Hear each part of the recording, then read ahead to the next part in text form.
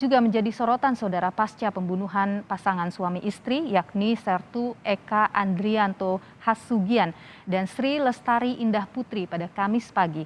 Kodim 1702 Jayawijaya menurunkan tim untuk membantu pihak kepolisian Yalimo melakukan pengejaran terhadap pelaku penyerangan. Pasca aksi penyerangan kepada prajurit TNI dan istrinya, Komandan Kodim 1702 Jayawijaya memerintahkan anggotanya untuk membantu pihak kepolisian melakukan pencarian dan pengejaran terhadap pelaku penyerangan. Dandim menyebut penyerangan terhadap prajurit TNI dan tenaga medis di Yalimo adalah tindakan terkutuk sehingga pelaku harus ditangkap untuk mempertanggungjawabkan perbuatannya. Selain pengejaran pelaku, TNI Polri juga akan meningkatkan pengawasan terhadap kendaraan yang masuk ke Kabupaten Yalimo untuk mencegah adanya penyelundupan barang ilegal maupun senjata api untuk mencegah terjadinya gangguan Kamtibmas di Kabupaten Yalimo.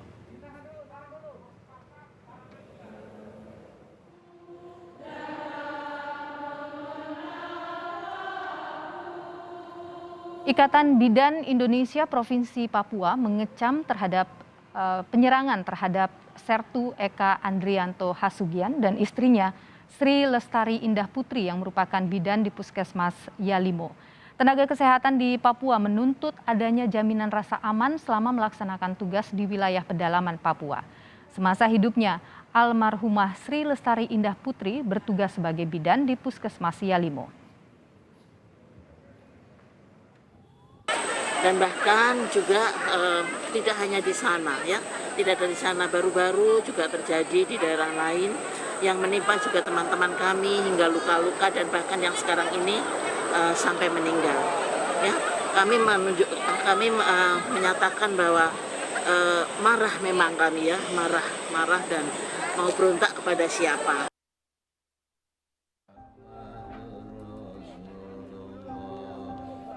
Jenazah Sertu Eka Andrianto Hasugian dan istrinya, Sri Lestari Indah Putri, tiba di rumah duka di Sidoarjo, Jawa Timur untuk dimakamkan. Semasa hidupnya, almarhum Sertu Eka bertugas sebagai Babinsa di Koramil, Kurulu. Sementara almarhum istrinya, Sri Lestari Indah Putri, bertugas sebagai bidan di Puskesmas Yalimo. Keluarga almarhum Sertu Eka mengatakan almarhum telah bertugas di Papua selama 8 tahun. Komandan Kodim Sidoarjo menyebut Panglima TNI akan memberikan penghargaan kepada almarhum Sertu Eka Andrianto Hasugian atas dedikasinya kepada bangsa dan negara selama menjadi prajurit.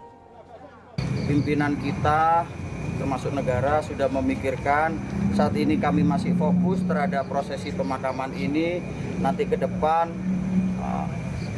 jika dan pastinya ada penghargaan khusus pasti diberikan oleh pimpinan kita. Serangan orang tak dikenal di Papua pada Kamis kemarin memakan korban jiwa. Sertu Eka Andrianto Hasugian dan istrinya gugur dalam serangan yang terjadi di distrik Elelim, Kabupaten Yalimo, Papua. Sertu Eka gugur akibat luka tembak, sementara istrinya gugur akibat serangan senjata tajam. Dalam serangan ini, 2 anak korban juga terluka akibat dianiaya pelaku. Tim Liputan, Kompas TV.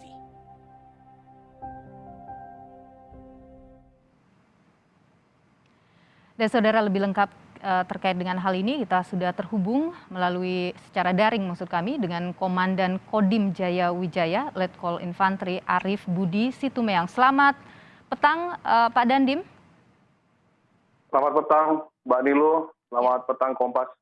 Baik, TNI ini bantu kejar pelaku penyerangan terhadap Sertu Eka dan juga istrinya. Sampai dengan petang hari ini Pak, bagaimana proses pencariannya? Ya, sejak terjadi pembantaian terhadap anggota kami dan juga istrinya, Bidan Sri, kita sudah melaksanakan pengejaran bersama dengan pihak kepolisian dan sudah membuat laporan kepolisian juga, sehingga bahkan hal ini sudah dikutuk oleh tokoh masyarakat setempat, para pemuka agama, kepala suku, dan mereka juga bahu-membahu bersama kita mencari pelaku ini. Namun sementara masih fokus untuk kita melaksanakan pemakaman kepada kedua almarhum dan almarhumah. Apakah kemudian sudah diketahui identitas mungkin dari pelaku ini, Pak? Oke, yang pasti ini adalah kelompok separatis teroris Papua yang menggunakan senjata api dan membunuh anggota kami. Ada berapa orang Pak diperkirakan yang melakukan penyerangan ini? Untuk persisnya kita belum bisa pastikan. Ini juga masuk dalam rangka penyidikan karena satu-satunya saksi mata yang melihat kejadian adalah putra kandung beliau yang masih berumur 5 tahun dan masih dalam keadaan trauma sehingga kita tidak bisa mintai keterangan hingga saat ini. Baik.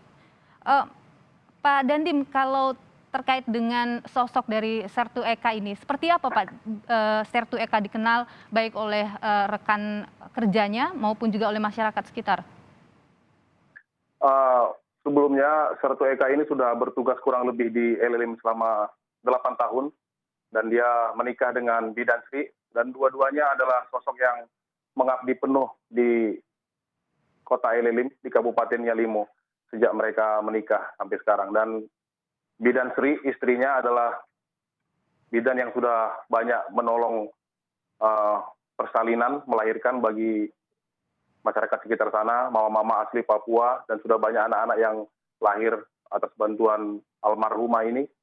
Dan posisi pada saat penyerangan ini adalah mereka sudah berpindah sekitar 2,5 hingga 3 kilometer ke tempat kontrakan ini untuk memperdekat, mempermudah akses masyarakat di sekitar itu bisa berhubungan langsung pada saat sakit atau meminta bantuan pengobatan kepada Bidan Sri. Jadi masyarakat di sana juga sangat kehilangan. Masyarakat sangat mengutuk kejadian ini karena kedua sosok ini, suami istri, orang yang tulus ikhlas mengabdi di LLIM, di tanah Papua ini. Kehilangan yang luar biasa di sana. Tapi Pak Dandim, kalau kita bicara soal wilayah Yalimo ini, seperti apa sih Pak sebenarnya kondisinya, situasinya selama ini? Kebetulan selama ini Kabupaten Yalimo sudah melaksanakan pemilihan pilkada. Pilkadanya sampai melaksanakan pemungutan suara ulang hingga 2 kali. Jadi terhitung sejak 21 Juni 2021, ulangi 29 Juni 2021, ini terjadi kerusuhan di sana, terjadi pembakaran terhadap rumah-rumah warga dan banyak yang mengungsi.